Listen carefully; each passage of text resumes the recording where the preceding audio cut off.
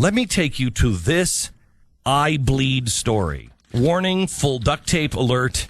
In effect, you are going to need to wrap your head in duct tape because you will not be able to handle this when your head will explode. The iconic photograph of firefighters raising the American flag in the rubble of the World Trade Center was almost excluded from the National September 11th Memorial and Museum because it was too, quote, rah, rah, America, end quote. The book that talks about this, iconic 9/11 photo nearly excluded from Ground Zero Museum for being too rah, rah, America, new book is says that Thomas Franklin's iconic photograph of firefighters raising the flag among the World Trade Center rubble was nearly excluded. I really believe, now this is according to the book Battle for Ground Zero, I really believe the way America will look best, the way we can really do best, is not to be Americans so vigilantly and so vehemently.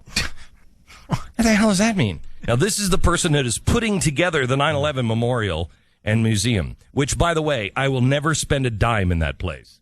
I went to the I don't know about anybody else, but the World Trade Center site just pisses me off. The whole thing just pisses me off. There is no reason that thing is not finished.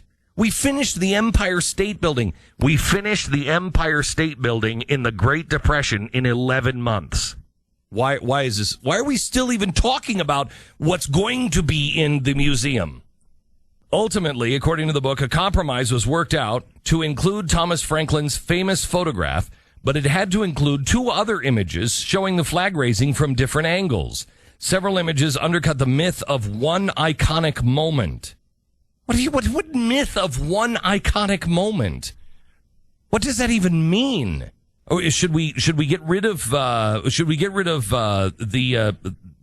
one iconic moment of Iwo Jima as well? What does that mean? The myth of one iconic moment. That's how we remember it. They suggested instead of an event from multiple points of view, that way we would remember the attacks more broadly. Well, I don't even know what that means. Shulin, who is the person who is the curator of this museum, was living in New York City during the 9/11 attacks, told the newspaper his aim was, quote, not to reduce 9/11 down to something that was too simple. Okay, let me see. It was pretty simple. It really was. It really was. Pretty simple. Here's what it was. A bunch of Muslim extremists get onto an airplane and then kill everybody on board. That's pretty simple. And anybody who couldn't get out of the World Trade Center, you were all dead. That's pretty easy. I'm remembering that pretty clearly. You know what that means? That means we're supposed to consider their motivation when we look back on 9/11. That's what this guy wants us to do. Well, no, excuse me.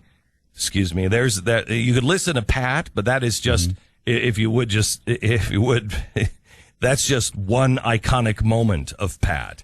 Right. Should we look at it from a different angle now? Well, yes. Pat is trying to reduce 9/11 down to something that's too simple. It's in its simplicity. It would actually distort the complexity of the event and the meaning of the event. Wow. In its simplicity. Amazing, too. And what was the quote? They want to look at it from several different angles. One of those angles can't be the first responders being down there raising a flag in the most iconic moment of the entire event. That can't be one of the moments. That can't be one of the angles we look at. That can't be one of the moments. That can be one of the moments, but let's not make a big deal out of that. We're going to post that one in the you know what? Here's what we're going to do. We're going to post that one down at the bottom of the urinal. Wouldn't be surprised. By the way, that's not what the guy wanted either. That he didn't want it to be one of the views. He wanted it to not be there at all. He wanted it out. Yeah, out. He wanted it out. Jeez, that is okay, so now let's go back. Let's go back to what they're doing with Jesus. Redefining Jesus. Now this new book, which I'm not even going to mention the name of, we're doing an expose on it. I think it's tomorrow or the next day. I don't know. Sometime this week we're doing an expose on the book because the book is rising to the top because it's getting all of these hits from people on television. Everybody is loving this new book written by this professor. He's a PhD, and he'll point out how many times do you realize I have a PhD? Do you realize I have a PhD? You know, I have a PhD. I'm a doctor, of history. Really? He actually uses the word historicity. Yeah. I don't believe that could be tested in the historicity of the moment. Oh, okay. See, so he's a doctor when he uses that word. Yeah. Yeah, of course he have to. I've never used that word. Please. And how dare you even question? Now, you can question the book, but why are you even questioning why I even wrote it?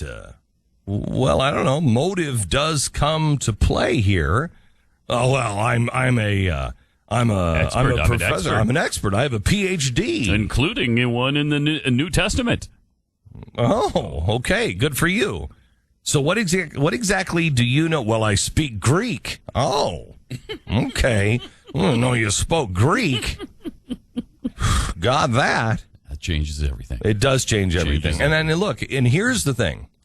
These PhDs who, I've got a doctorate, and you've never met anybody who's an idiot that has a doctorate, have you? I'm a professor, and I don't know a single professor that's an idiot, do you? all of these professors, what they're trying to do is completely redefine what we know to be true. And look, if you don't believe that Jesus Christ is the Savior of the world, that's fine. That's fine. No biggie. Go your way. I'm going my way. I happen to believe it. And there is no doctorate that could ever be given to me that would actually prove otherwise. Because you learn that through faith. You learn that through an individual testimony. I got one. You don't have one, you should find one. You don't want one, that's fine. I don't really care. Stop telling me who Jesus was. This guy goes on to say, and I love this, in one of his answers, the question was, well, how does what you found here differ from what the Muslims believe? And he says, well, the Muslims, a great deal. I mean, I'm not trying to take down Christianity. I mean, here's the thing. I just am looking at the historicity of the actual man, Jesus. And Muslims, I mean, look, I differ a great deal with Muslims. They don't believe in the crucifixion, and they do believe in the virgin birth. So I think, wait a minute, hold on just a second. Wait, what? He believes in the crucifixion, but not the virgin birth. Well, let me tell you something. If there's no virgin birth, then here's the deal. The guy was just a really cool guy. The guy was just a radical who was a really cool guy. And there really shouldn't be a religion wrapped around that guy. He was Penn Jillette. That's it. He was just a good guy who had it down. Less nudity in his performances, though, than Penn. I will Pardon say. Me? Less nudity in his performances than Penn Jillette. I don't swear words. A lot less swearing. I do believe that Penn Jillette wears underpants. I haven't asked him. I don't want to ask him. Well, and I'm pretty sure that Jesus didn't. I haven't been tested on the historicity of the whole thing. Okay. Well, let's get into that first, and then we find out the historicity. Come back to it. Mm-hmm. And I think if we could just take a couple of shots of Jesus, sure, the iconic one of him raising from the dead. But can we look at a couple of other pictures of Jesus as well?